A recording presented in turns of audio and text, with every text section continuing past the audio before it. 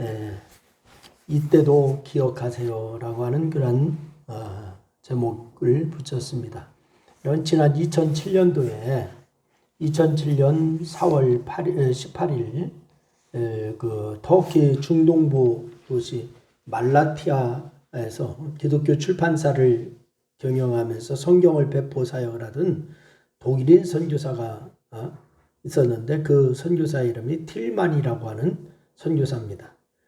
그리고 현지 목사님이 네자티라고 하는 목사님이 있었습니다. 틸만 선교사님과 네자티 목사님, 그리고 기독교인 우르 형제가 있었는데 이 세 분이 거기에서 성경 배포 사역을 하고 있었습니다. 그런데 이슬람 과격단체에 속한 무슬림에게 죽임을 당해요. 순교하는 거죠. 그래서 이들은 거짓으로 성경을 공부하겠다라고 찾아와서 권총으로 위협하면서 예수님을 부인할 것을 강요합니다. 이슬람 사람들이, 과격단체 사람들이 찾아와서 그래서 권총으로 위협하면서 부인하라고 하죠. 그때 네자티 목사님이 99번, 그리고 독일인 선교사 틸만이 156번, 그리고 우르 형제가 수도 없이 칼로 그렇게 찔렸습니다. 칼로 그렇게 막 찔른 거예요. 얼마나 사람을 잔인하게 그렇게 죽였는지. 하지만 이 세 분 모두 끝까지 예수님을 부인하지 않고 목이 잘려서 순교를 당합니다. 칼이 찔리기도 하지만은 그 후에는 참수까지 당합니다. 그 이외에도 복음을 전하다가 순교를 당하는 이야기가 끝도 없이 많이 있죠. 우리나라의 한 형제도 이슬람권에서 그렇게 죽임을 당하지 않았습니까? 그런데 이런 순교의 얘기를 들을 때마다 하나님 그때 도대체 무엇을 하셨을까 하는 그런 생각이 들 때도 있습니다. 하나님 그때 무엇을 하셨을까? 여러분 마가복음 16장 17절로 18절 말씀에 보면은 믿는 자들에게는 이런 표적이 따르니 곧 그들이 내 이름으로 귀신을 내어 쫓으며 새 방언을 말하며 뱀을 집어 올리며 무슨 독을 마실지라도 해를 받지 아니하며 병든 사람에게 손을 얹은즉 나으리라, 이런 말씀을 하시죠. 근데 이 하나님은 그런 위기 때 왜 침묵하셨을까 하는 그런 생각이 들죠. 근데 1980년대에 우리나라에도 큰 일이 있었죠. 광주 민주화 운동 과정 가운데에 이러한 끔찍한 일이 사람들에게 조금씩 퍼져나가서 1983년 어느 날, 근데 연세대학교 채플실에서요, 신학생이었던 김홈겸이라고 하는 학생이 기도를 했습니다. 대표 기도하는 거예요. 채플실에서 예배 때. 그래서 이 하나님이 이제는 당신이 회개할 때입니다 라고 기도를 시작했습니다. 하나님, 이제는 당신이 회개할 때입니다. 이렇게 기도를 시작해요. 그 내용을 보면은 이렇습니다. 주여, 당신의 뜻이 무엇입니까? 당신의 뜻을 더 이상 우리가 이 땅에서 실현할 자신이 없습니다. 아니, 힘들어서 못 해먹겠습니다. 우리 보고 회개하라고요? 우리가 죄인이라고요? 정말 울며 불며 회개해야 할 것은 당신이죠. 죄인 중에 죄인은 바로 당신입니다. 우리 보고 하라 말고 당신이 한번 이 땅에서 당신 하고 싶은 대로 해봐요. 그래요. 우리는 아무것도 못해요. 그런 당신은 무엇을 했나요?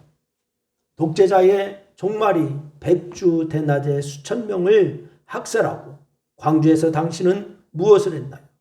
학교를 보세요. 저 앞의 무리를 뚫고 당신을 믿지 않는 선배들이 목숨을 걸고 도서관 유리창을 깨고 나올 때 당신이 선택했다는 우리도 아무것도 못했지만은 당신은 또 무엇을 했습니까? 우리를 시키지 말고 당신이 직접 해보라고 했고, 정말 회개해야 할 것은 당신의 실패작인 우리가 아니라 아무것도 하지 않는 당신, 바로 당신 야훼 하나님입니다. 그래요, 우리는 사실 당신의 선택을 받은 무리들이 아닙니다. 우리는 당신의 아들 예수님처럼 살다 그렇게 죽기 위해서 있는 게 아닙니다. 사실은 이렇게 우리의 예수님의 처참한 죽음을 예배드리며 팔아먹기 위해서, 또 예수의 그 고통스러운 삶과 당신의 이야기를 강의하며 팔아먹고 살기 위한 무리들이라고요. 그래서 우리가 당신을 신앙을 선택한 것뿐이고요. 그래요, 고맙죠. 당신과 예수가 있어서 그것으로 여러 사람이 2000년 동안 먹고 살게 해주시니, 불쌍한 하나님, 우리 같은 것을 납세워 하나님 나라를 만들겠다고는 당신이 그래도 절 사랑한다면 이 길을 가다가 변절을 하기 직전에 죽여주소서. 당신에게 간구하는 당신의 사람은 이 길을 가다가 지쳐 쓰러져 돌아서려 할 때 그 직전에 죽여주는 잔인한 축복을 허락하소서. 이렇게 사랑하셔서 당신이 죽인 예수 그리스도의 이름으로 기도드립니다. 이렇게 했어요. 김홈겸이라고 하는 신학생이 연세대학교 채플실에서 예배 때에 기도한 거예요. 너무나 충격적인 기도죠. 그래서 이 기도가 마쳤을 때 아멘 하는 사람이 하나도 없을 정도였습니다. 아마 이렇게 기도한 것은 어려울 때도 침묵하시는 하나님에 대한 서운함 때문이었을 거예요. 고통이 있을 때 하나님 왜 외면하십니까? 왜 침묵하십니까? 이런 서운함 때문에 이 학생은 그렇게 기도했을 겁니다. 여러분, 본문도 그렇습니다. 다윗이 기록한 오늘 본문도 보면은 하나님에 대한 서운함이 가득 차 있어요. 여러분은 신앙생활하면서 살면서 하나님에 대한 서운함을 느끼신 적은 없나요? 여러분, 먼저 시편 1절 말씀해 보니까 그렇게 얘기합니다. 우리 시편 1절로 한번 가보시기를 바랍니다. 한번 읽어보겠습니다. 다 같이 읽습니다. 여호와여, 어찌하여 멀리 서시며 어찌하여 환난 때에 숨으시나이까. 여러분, 얼마나 안타까운 부르짖음입니까 이게? 여호와여, 어찌하여 멀리 서시며 어찌하여 환난 때에 숨으시나이까. 그렇게 해요. 그리고 3절과 4절 말씀을 또 읽어보세요. 3절 4절 같이 읽겠습니다. 시작. 악인은 그의 마음의 욕심을 자랑하며 탐욕을 부리는 자는 여호와를 배반하여 멸시하나이다. 악인은 그의 교만한 얼굴로 말하기를 여호와께서 이를 감찰하지 아니하신다 하며 그의 모든 하나님이 없다 하나이다. 악한 사람들이 하나님을 향하여서 코웃음 친다는 거죠. 그래서 사람들은 어떻게 생각을 가집니까? 어떤 생각을 갖느냐? 11절 말씀이에요. 11절 말씀을 한번 보시기를 바랍니다. 11절 다 같이 읽습니다. 시작. 그가 그의 마음에 이르기를 하나님이 잊으셨고 그의 얼굴을 가리셨으니 영원히 보지 아니하시리라 하나이다. 그래서 사람들은 하나님이 자기들을 잊어버리고 그 얼굴을 가려 보지 않는다라고 생각한다는 거예요. 하나님이 나를 잊어버렸나 봐. 하나님이 나를 돌아보지 않나 봐. 이렇게 생각한다는 거예요. 그래서 하나님에 대한 다윗의 서운함이 오늘 이 절전이 묻어나오는 것을 오늘 시편 말씀을 통하여서 우리가 발견할 수 있어요. 여러분, 우리가 신앙생활 하다 보면은 이렇게 다윗이 고백하는 것처럼 정말 하나님이 침묵하셔서 야속할 때가 너무나 많습니다. 사실은 여러분의 삶을 살면서 하나님이 이때는 짱하고 좀 나타나셔서 나를 좀 도와주시고 이렇게 해야 되는데 하나님은 지금도 나에게는 외면하는 것 같고 침묵하는 것 같고 이렇게 느낄 때가 없습니까? 특히 코로나19로 인해서 많은 사람들이 힘들어합니다. 지금 지난 2월 14일자 기독교연합신문을 보니까요, 교회가 마치 코로나19의 온상처럼 사람들에게 인식되어서 예배만 드리면 신고를 해가지고서 결국 교회 간판을 내리는 교회가 있었어요. 예배만 드리면 사람들이 신고를 해. 그래서 어떤 목사님이 교회 건물을 얻을 수가 없어서 목회를 또한 포기해야 하나 고민하고 있는 그런 글도 실렸어요. 그래서 코로나19의 온상이라고 누명을 쓰고서 작은 교회들이 속절없이 무너지고 있고, 이거 바로 코로나19 시대에 우리 한국교회에 지금 직면한 그런 문제입니다. 얼마나 마음이 상하고 안타까운지 하나님이 이제 그만하세요 좀, 이런 기도를 하고 싶은 그런 심정이 들 때도 있어요. 여러분, 교회뿐이 아닙니다. 성도들도 마찬가지예요. 교회를 갔다 하는 이유 때문에 징계를 받는 소방공무원이 생겼어요. 회사에서 교회 가지 말라고, 교회 갔다 오면 사유서 써내라고, 이런 것이 코로나19 때문에 생겨났어요. 어떤 분들은 교회를 다닌다는 이유로 어려움을 당하기도 해요. 여러분, 이런 이유만이 아닌 물질적으로 건강 때문에 어려움을 당하는 분도 얼마나 많습니까? 힘써 하나님을 불러도 하나님이 침묵하는 것 같은 경험을 우리는 너무 자주 하지 않습니까? 여러분, 심지어 하나님이 느껴지지 않아서, 하나님이 계시지 않는 것 같아서 신앙을 포기해야겠다라고 하는 분도 생겨나요.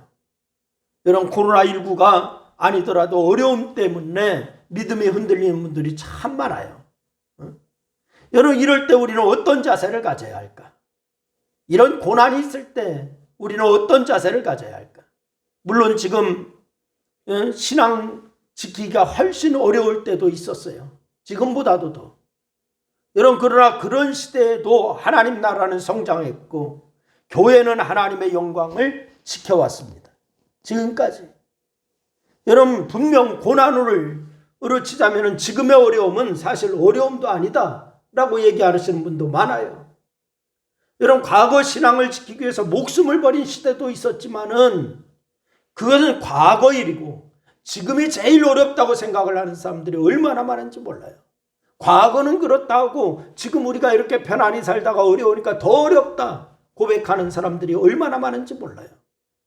이런 어려움 가운데도 하나님이 침묵하는 것 같아서 힘들다라고 하는 크리스찬들이 얼마나 많이 생겼는지.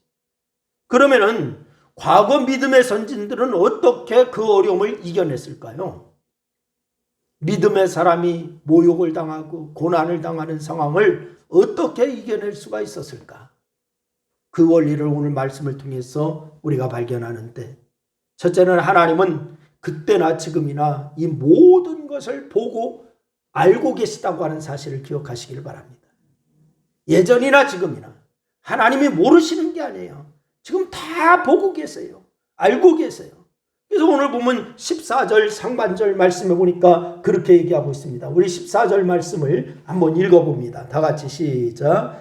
주께서는 보셨나이다. 주는 재앙과 원한을 감찰하시고 주의 손으로 갚으려 하시오니. 아멘. 여러분, 주의 손으로 갚으려 하시오니. 외로운 자가 주를 어떻게 한다? 의지하나이다.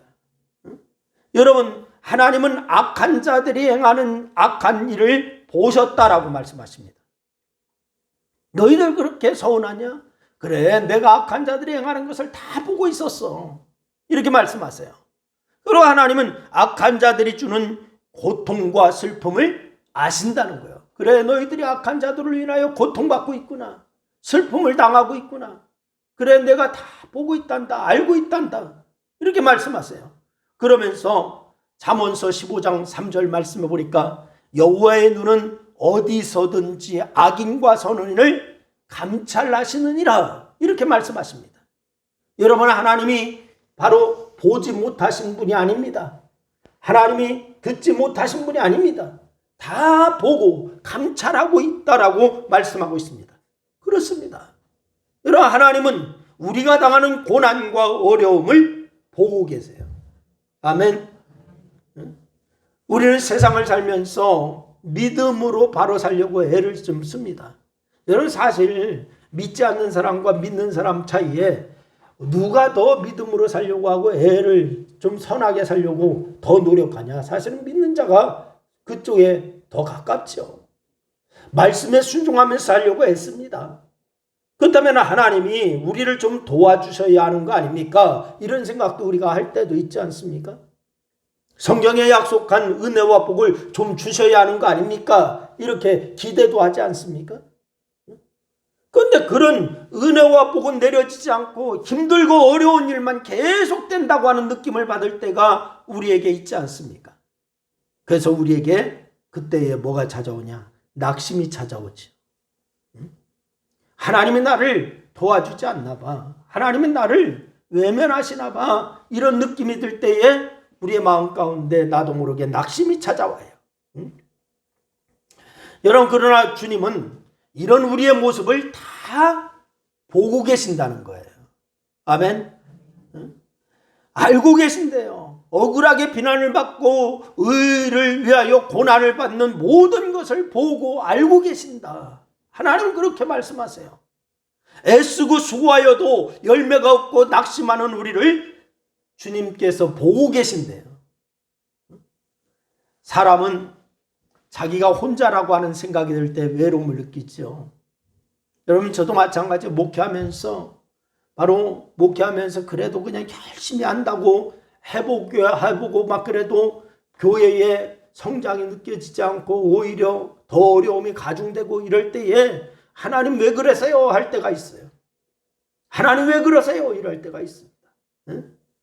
여러분 외로움을 느낄 때가 있어.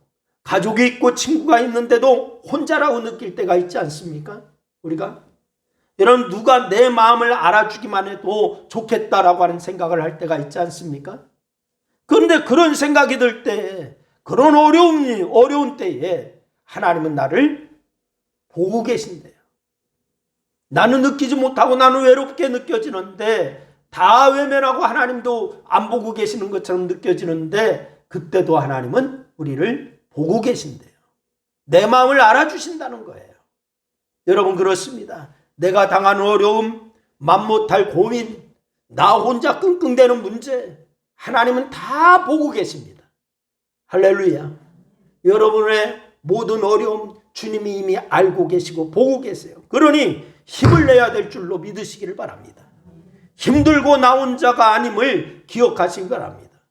그리고 두 번째는 어렵고 힘들 때 기억할 것은 하나님은 모든 힘든 자를 도우신다고 말씀하십니다. 다 같이 하나님은 어렵고 힘든 자를 도우신다. 여러분 하나님은 악한 자들이 하는 악한 일을 보시고 그들이 믿음의 사람들에게 주는 고통과 슬픔을 아신다라고 말씀드렸어요. 그래서 하나님은 고난당하고 힘없는 자를 도와주신다라고 말씀하고 있습니다. 그런데 우리는 반문합니다. 왜 지금 안 도와주시느냐고. 하나님 지금 내가 힘들어 죽겠는데 지금 도와주시야지 왜 안 도와주시냐고. 우리가 하나님 앞에 그렇게 반문할 때가 있지 않습니까? 성도들이 무시당하고 고난당하고 교회가 무시당하는데도 왜 하나님 지금 안 도와주시느냐는 거죠. 지지난주에 제가 이제 원주에 있는 교회를 방문했습니다. 근데 불났죠. 불나서 이제 방문을 해서 교회에 이제 총회에서 방문하는 차원에서 방문을 했어요. 그 목사님은 평생 안수집사님으로 수고하셨어요. 직장 생활하시면서 안수집사님으로 수고하시다가 정년퇴임 하시고서 바로 목회를 시작하셨어요. 정년퇴임 하시고서 목회를 시작했는데 정년퇴임한 퇴직금 가지고 모든 재산을 다 모아가지고 원주에 있는 비행장 앞쪽에 건너편에 있는 가보니까 참 경치도 좋고 좋더라고. 냇물도 흐르고 하면서 그러면서 교회를 짓고 수련관을 다 마련하고 다 헌신했어요. 다 헌신했는데 불이 났어. 전소가 됐습니다. 전소가 돼서 그 목사님이 저희들이 방문하니까요. 붙들고 우시더라고. 얼마나 어려웠으면 그렇게 하시겠어요. 그러니까 완전히 다 전소가 됐어. 샌드위치 판넬로 교회를 졌는데요. 사택도 같이 옆에 있었고 그래. 여러분 지금 하나님 왜 나한테 이러신대요 그러더라고. 여러분 성도들이 무시당하고 고난당하고 교회가 무시당하는데도 왜 하나님은 지금 안 도와주시느냐고. 하나님 내가 지금 어려운데 하나님 왜 나를 안 도와주시느냐고. 이렇게 할 때가 있지 않습니까? 요한계시록 6장 10절 말씀해 보니까 순교자들이 외침이 나와요. 순교자들이 뭐라고 외치냐? 큰 소리로 불러 이르되 거룩하고 참되신 대주제여 땅에 거하는 자들을 심판하여 우리 피를 갚아주지 아니하시기를 어느 때까지 하려 하시나이까 이랍니다. 순교자들의 피가 신원하는 거예요. 우리가 이렇게 어려움 당하고 다 죽었는데 어느 때까지 외면하시겠습니까? 라는 신원하는 소리가 나오고 있습니다. 그러면 이 순교자들이 뭐라고 외칩니까? 이 순교자들은 억울하거나 분노가 가득 차서 악인들을 심판해달라는 것이 아니에요. 자신들은 똑같이 복음을 전하는 성도들이 받고 있는 고난을 생각한 거예요. 속히 주의 재림이 일어나서 더 이상 순교가 발생하지 않게 되기를 바란다라고 하는 심정으로 하나님 앞에 신원하는 거죠. 하물며 순교자들도 그런데 우리 하나님은 어떠실까요? 여러분, 아마 우리가 고난을 당하고 교회가 어려움을 당할 때 즉시 개입하시고 싶은 마음은 주님이 더하실 것 같아요. 성도들이 어려움 당하고 교회가 어려움 당하고 이럴 때 즉시 개입하고 싶은 심정은 주님이 도와줄 것 같아요. 그럼 왜 도와주시지 않을까요? 오늘 보면 14절 말씀해 보니까 뭐라 하냐? 주는 벌써부터 고아를 도우시는 이신이다. 돕고 있답니다. 벌써. 아멘. 벌써 돕고 있다는 거예요. 여기서 고아는 힘없는 사람을 말하는 거거든요. 고난당하는 자를 말하는 거거든요. 때려도 말려줄 사람이 없다는 거예요. 가진 것을 빼앗아가도 막아줄 사람이 없습니다. 억울한 일을 당해도 자기 편이 아무도 없습니다. 이게 고아입니다. 그런데 성경은 주는 벌써부터 고아를 어떻게 하고 있다고요? 도우시는 분이십니다 라고 말씀하고 있어요. 진작부터 돕고 계시다는 거예요. 나는 하나님 왜 나를 외면하세요? 나를 도와주지 않으세요? 그런데 하나님은 이미 어떻게 하고 있다고요? 도우시고 있다 라고 했어요. 그럼 어떻게 무엇을 돕는다는 걸까요? 다윗은 이렇게 말하지요. 시편 27편 10절 말씀해 보니까 내 부모는 나를 버렸으나 여호와는 나를 영접하시리로다. 할렐루야. 여러분, 하나님은 다윗을 향한 계획이 있으셨어요. 어린 나이부터 들판에 나가서 물매를 연습하고 찬양을 연습하고 기도하게 하셨어요. 아버지의 품 안에서만 있었던 막내 아들이었다면 이런 훈련의 기회는 없었을 겁니다.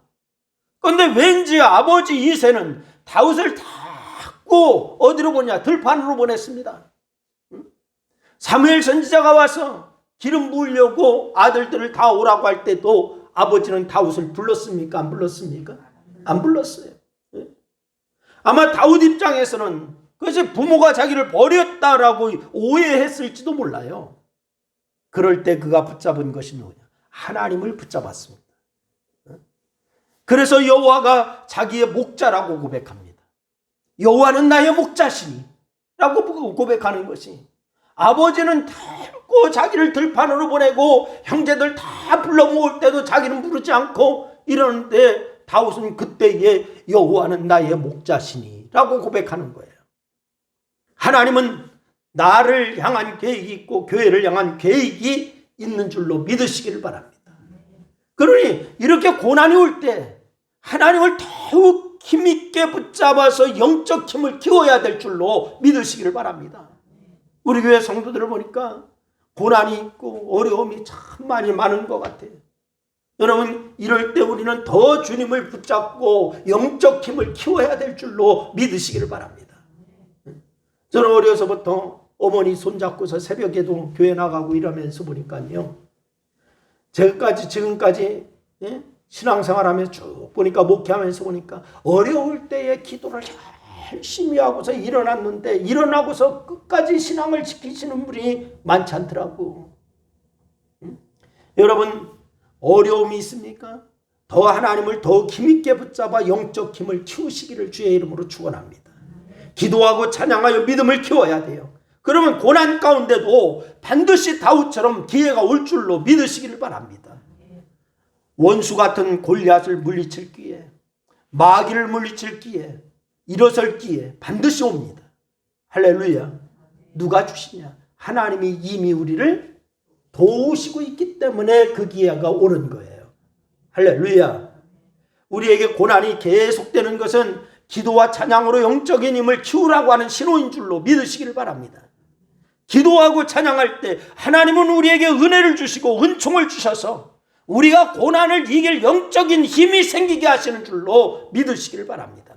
이렇게 하나님은 모든 힘든 자를 도우세요. 할렐루야. 여러분, 기적을 기대하십니까? 이 기적은 기도와 찬양을 통해서 우리에게 영적인 힘이 있을 때 일어나는 줄로 믿으시기를 바랍니다. 이미 하나님이 우리를 돕고 있기 때문에 기도와 찬양을 통하여 예배하며 영적 생활을 할 때에 하나님이 이미 돕고 있는 것이 현실적으로 내가 느껴지게 하는 줄로 믿으시기를 바랍니다. 이런 과정을 통해서 우리를 도우시는 하나님의 도우심을 우리 모두가 경험할 수 있기를 주의 이름으로 축원해요. 지금은 무엇보다도 그러기에 기도와 찬양에 힘써야 할 때예요. 할렐루야. 그래서 저는 우리 모든 성도들이 말씀 읽고 기도하고 찬양하고 이런 것을 계속적으로 하든 안 하든 저는 계속적으로 강조하는 거예요. 여러분 동참할 수 있기를 주의 이름으로 부탁을 드립니다. 셋째는 하나님은 우리에게 악을 행하는 사람을 반드시 기억하신다는 거예요. 여러분 14절 말씀해 보니까 하나님은 고아를 돕는 분이라고 말씀했죠. 그리고 15절에서는 뭐라고 말합니까? 15절 말씀 우리 다 같이 다시 한번 읽겠습니다. 같이 읽습니다. 악인의 발을 꺾으소서 악한 자의 악을 더 이상 찾아낼 수 없을 때까지 찾으소서. 여러분 그러면 어떻게 고아를 도우실까요? 왜 악한 자의 악을 찾는 걸까요? 하나님이 고아를 도우시는 것은 이미 고아를 보고 계셨다는 거예요. 보고 계셨다는 거예요. 여러분 악한 자의 악을 찾는 것은 왜 찾느냐? 심판하기 위함입니다. 뭐 하기 위해서? 심판하기 위해서. 악한 자들은 말합니다. 그때 내 하나님이 어디 있느냐? 하나님이 있으면 보여줘라. 증명해봐라. 이래요. 하나님이 이미 보고 계시는데 그래서 악한 자들을 찾아요. 왜 찾는다고요? 심판하기 위해서. 그런데 다윗이나 우리나 하나님이 계심을 아는데 그 하나님을 믿는데 그 하나님을 보여줄 방법이 사실 우리에게 있어요? 없습니다. 그럴 때 악인들은 하나님을 모욕하고 멸시하고 무시하는 말을 막 밥 먹듯이 합니다. 한번 하나님 보여줘봐. 증명해봐. 막 이랍니다. 세상 사람들의 말을 보십시오. 익명성이 보장된 곳에서 인터넷에서 하나님을 향한 교회를 향한 막말이 도를 넘은 지 오래입니다. 여러분 한번 인터넷에 한번 들어가 보세요. 교회에 대해서 막 얼마나 막말을 하는지 이루 말할 수 없는 말을 해요. 그런데 우리에게는 그런 막말에 대해 대항할 힘이 사실 있어요? 없어요? 없습니다. 다윗도 그랬어요. 시편 42편 3절 말씀해 보니까 다윗이 이런 말을 합니다. 사람이 종일 내게 하는 말이 내 하나님이 어디 있느냐 하오니 내 눈물이 주야로 내 음식이 되었도다. 내 하나님이 어디 있느냐 그러니까 눈물을 흘리는데 종일 음식이 될 정도로 계속 눈물을 흘렸다는 얘기예요. 다윗이 그랬던 것처럼 세상이 악인이 일부 사람들이 내 하나님이 어디 있느냐 라고 무시하고 폄하하고 막말을 해도 우리는 막을 힘도 대항할 힘도 사실은 없어요.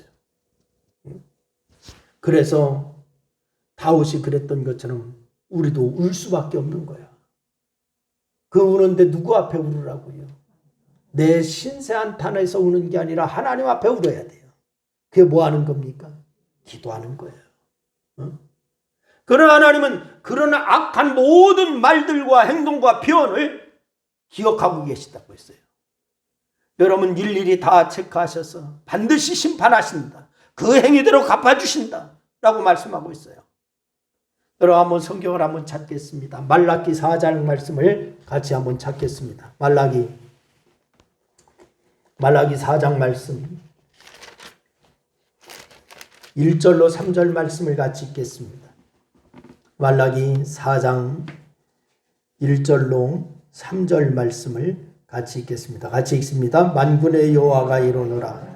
보라 용광로 불 같은 날이 이르리니 교만한 자의 악을 행하는 자는 다 지푸라기 같을 것이라.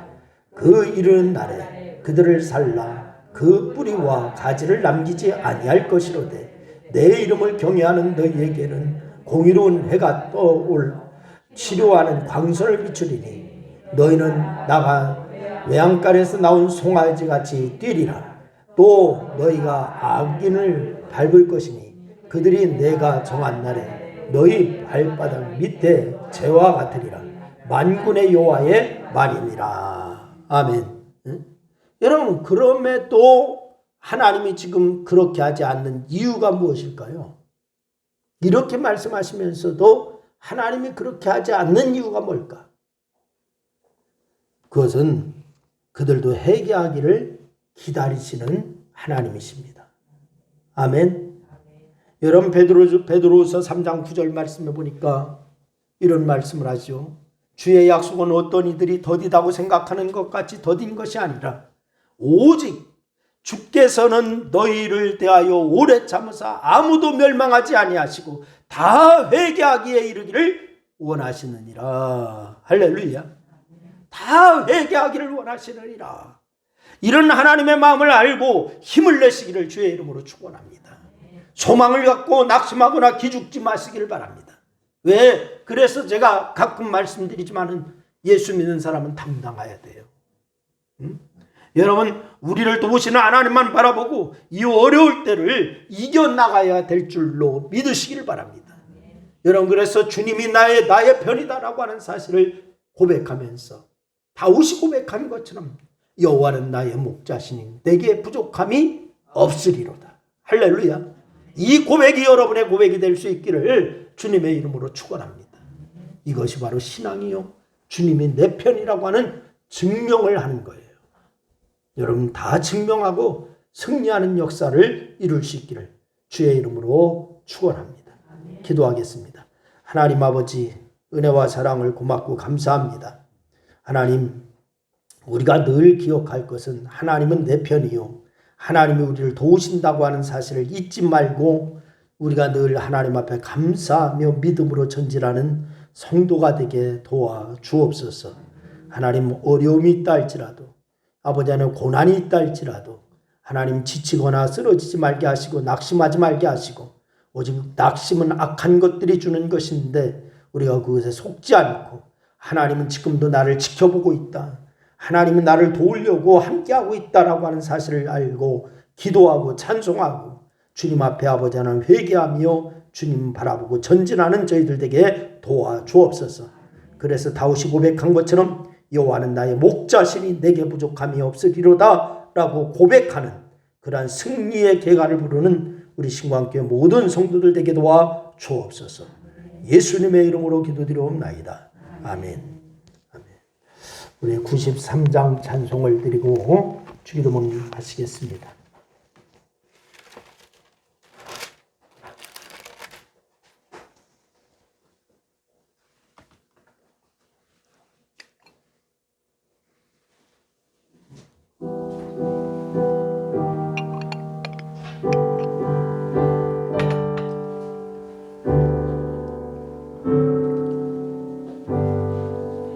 예수는 나의 힘이요 내 생명 되시니 구주 예수 떠나가며 죄 중에 빠지리 눈물이 앞을 가리며 내 맘에 근심 쌓일 때 위로하고 힘주시리 주 예수. 예수는 나의 힘이요 내 친구 되시니 그네를 간구하면 풍성이 바르리 햇빛과 비를 주시니 주수할 곡식 많도다 귀한 열매 주시느니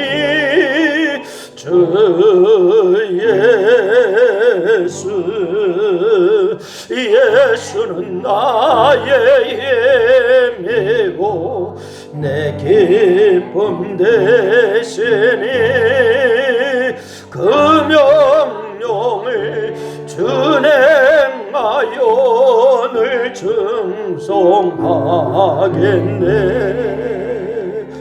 주야로 보하시며 바른 길 가게 하시니 의지하고 따라가리.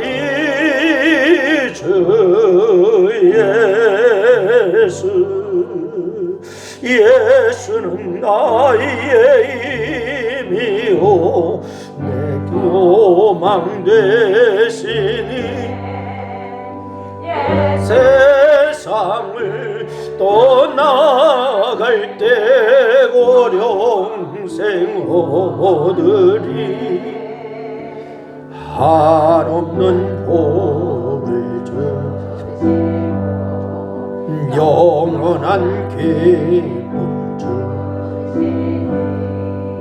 나의 생명 나의 기쁨 주 예수. 아멘. 하늘에 계신 우리 아버지여, 이름이 거룩히 여김을 받으시오며 나라의 마음이며 뜻이 하늘에서는 것 같이 땅에서도 이루어지리이다. 오늘날 우리에게 갈 양식을 주옵시고 우리가 우리에게 죄진 자를 세는 것 같이 우리 죄를 사하여 주옵시고 우리를 시험에 들게 하지 마옵시며 다만 악에서 구하옵소서. 대의 나라와 권세와 영광이 아버지께 영원히 있사옵나이다. 아멘.